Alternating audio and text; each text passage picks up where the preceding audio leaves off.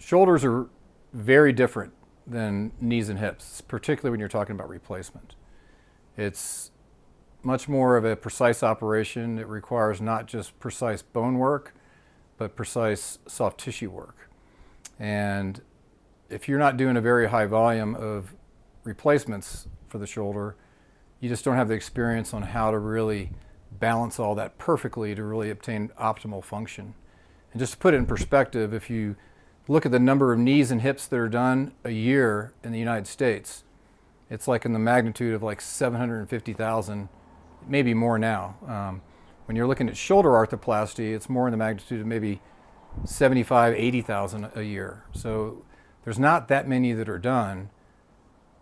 So if there's a bunch of people and they're spread out, everybody's doing just a few, they're not going to have the experience as a dedicated shoulder surgeon.